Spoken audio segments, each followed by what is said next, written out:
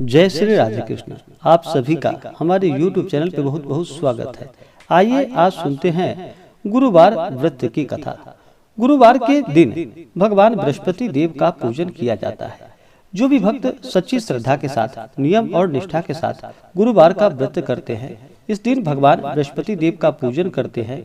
केले के वृक्ष में गुड़ मिश्रित जल डालते हैं। इससे भगवान बृहस्पति देव अति प्रसन्न होते हैं और अपना कृपा प्रदान करते हैं। गुरुवार के दिन भगवान बृहस्पति देव को प्रसन्न करने के लिए चाहिए कि इस दिन सुबह ब्रह्म मुहूर्त में उठ करके नित्य क्रियाओं से निवृत्त हो करके गंगा नदी में या घर के नहाने के पानी में ही थोड़ा सा गंगा जल मिला करके स्नान करना चाहिए।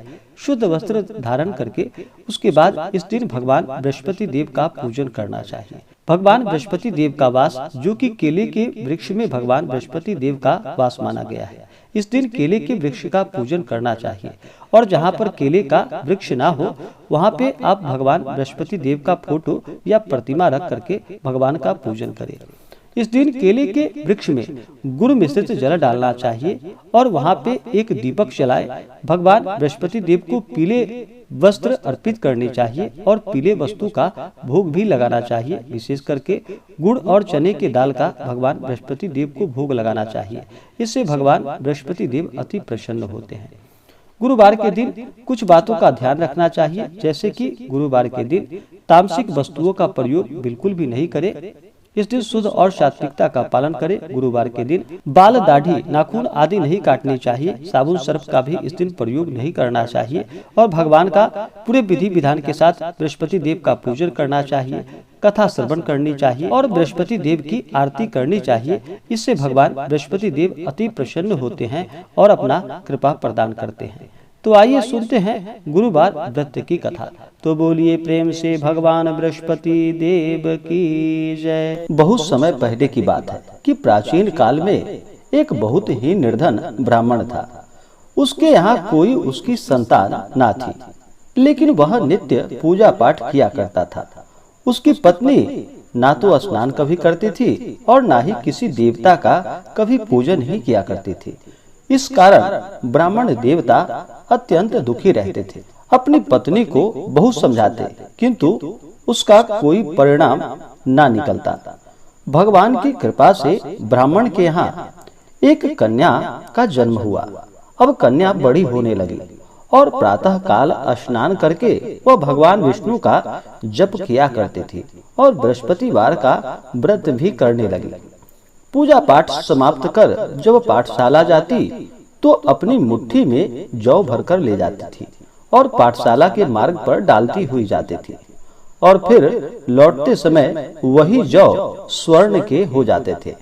उसको बीन कर अपने घर लेकर के आती। एक दिन वह बालिका सूप में उन सोने के जौ को फटक कर साफ कर रही थी कि तभी उसकी माँ ने देख लिया और कहा कि बेटी, सोने के जौ को फटकने के लिए सोने का सूप भी तो चाहिए। दूसरे दिन गुरुवार था। कन्या ने फिर से व्रत रखा और भगवान बृहस्पति से सोने का सूप उनसे देने की प्रार्थना की और कहा कि हे प्रभु, यदि सच्चे मन से मैंने आपकी पूजा की हो तो मुझे सोने का सूप प्रदान करो। भगवान बृहस्पति देव ने उसकी प्रार्थना को स्वीकार कर लिया। अब रोजाना की तरह वह कन्या जौ फैलाती हुई पाठशाला चली गई। जब पाठशाला से लौटकर वह जौ बीन रही थी तो भगवान बृहस्पति देव की कृपा से उसे सोने का सूप प्राप्त हुआ। अब वह उसे अपने घर लेकर आ गई और अब उस सोने के सूप से सोने के जौ को साफ करने लगी, परंतु उसकी माँ का वही रंग ढंग रहा। एक दिन की बात है। कन्या सोने के सूप में जब जौ को साफ कर रही थी, उस समय उस नगर का राजकुमार वहां से निकल रहा था और राजकुमार कन्या के रूप और कार्य को देखकर वह उस पर मोहित हो गया। राजमहल में आकर वह भोजन तथा जल को त्याग कर उदास होकर लेट गया। राजा को जब राजकुमार द्वारा अन्न और जल त्यागने का समाचार प्राप्त हुआ तो वह अपने मंत्रियों के साथ अपने पुत्र के पास पहुंचा और पूछा कि हे बेटा, तुम्हें किस बात का कष्ट है? तुम्हें किसी ने परेशान तो नहीं किया, या किसी ने तुम्हें कोई कष्ट तो नहीं दिया, या तुम्हारा किसी ने अपमान तो नहीं किया, अथवा कोई और कारण है?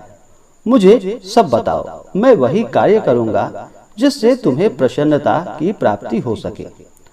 अपने पिता की बातें सुनकर राजकुमार बोला कि हे पिताजी, मुझे किसी बात का कोई दुख नहीं है, किसी ने मेरा अपमान भी नहीं किया है, परंतु मैं उस लड़की के साथ विवाह करना चाहता हूँ जो लड़की सोने के सूप में जौ को साफ कर रही थी। राजकुमार ने राजा को उस लड़की के घर का पता भी बता दिया और फिर राजा ने अपने मंत्री को आदेश दिया। मंत्री उस लड़की के घर गया। मंत्री ने ब्राह्मण के समक्ष राजा की ओर से निवेदन किया। कुछ ही दिन बाद ब्राह्मण की कन्या का विवाह उस राजकुमार के साथ संपन्न हो गया। कन्या के घर से जाते ही ब्राह्मण के घर में पहले की भांति गरीबी का निवास हो गया। एक दिन दुखी होकर ब्राह्मण अपनी पुत्री से मिलने पहुंचा। बेटी ने पिता की अवस्था को देखा और अपनी माँ का हाल पूछा। ब्राह्मण ने सभी हाल कह सुनाया। कन्या ने बहुत सा धन देकर अपने पिता को वहां से विदा कर दिया, लेकिन कुछ दिनों के बाद फिर वही हाल हो गया। ब्राह्मण फिर अपनी कन्या के यहाँ गया और सभी हाल अपनी पुत्री से बोला।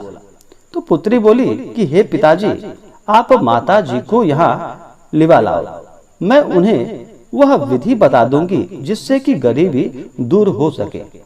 ब्राह्मण देवता अपनी स्त्री को साथ लेकर अपनी पुत्री के पास राजमहल पहुँचे। तो पुत्री अपनी माँ को समझाने लगी कि हे माँ, तुम प्रातः काल स्नान आदि करके भगवान विष्णु का पूजन करो और बृहस्पतिवार का व्रत करो तो सब दरिद्रता दूर हो जाएगी। परंतु उसकी माँ ने उसकी एक भी बात नहीं मानी। वह प्रातः काल उठकर अपने पुत्री की बच्चों का जूठन को खा लेती थी। एक दिन उसकी पुत्री को बहुत गुस्सा आया। उसने अपनी माँ को एक कोठरी में बंद कर दिया और फिर सुबह उसे स्नान कराकर पूजा पाठ उससे करवाया तो उसकी माँ की बुद्धि ठीक हो गई। इसके बाद वह नियम पूर्वक पूजा पाठ करने लगी और प्रत्येक बृहस्पतिवार को व्रत भी करने लगी। और फिर बृहस्पतिवार के व्रत के प्रभाव से उसे सभी प्रकार के सुख और समृद्धि की प्राप्ति हुई। मृत्यु के बाद वह स्वर्ग को गई। वह ब्राह्मण भी सुख पूर्वक इस लोक का सुख भोग कर अंत में स्वर्ग को प्राप्त हुआ। भगवान बृहस्पति देव सभी कामनाएं पूर्ण करते हैं जो सद्भावना पूर्वक बृहस्पतिवार का व्रत करता है एवं कथा पढ़ता है अथवा सुनता है और दूसरों को भी सुनाता है। भगवान बृहस्पति देव उसकी सभी मनोकामनाएं पूर्ण करते हैं और उसकी सदैव रक्षा करते। तो बोलिए प्रेम से भगवान बृहस्पति देव की जय। इसी प्रकार से जो भी भक्त सच्ची श्रद्धा के साथ नियम और निष्ठा के साथ गुरुवार का व्रत करते हैं, भगवान बृहस्पति देव का पूजन करते हैं, कथा श्रवण करते हैं, भगवान की आरती करते हैं, इससे भगवान बृहस्पति देव अति प्रसन्न होते हैं और मनोवांछित फलों को प्रदान करते हैं। तो आशा करता हूँ यह जानकारी आपको अच्छा लगा हो। ऐसे ही ज्ञानवर्धक जानकारियाँ प्राप्त करने के लिए हमारे इस चैनल पे अगर आप नए हैं तो चैनल को लाल बटन दबा करके सब्सक्राइब करें, साथ में बेल आइकन घंटी दबाएं ताकि मेरे वीडियो का नोटिफिकेशन आपको समय से मिलता रहे। वीडियो को लाइक करें, शेयर करें, सुखी रहे और स्वस्थ रहे। जय श्री राधे कृष्ण। धन्यवाद।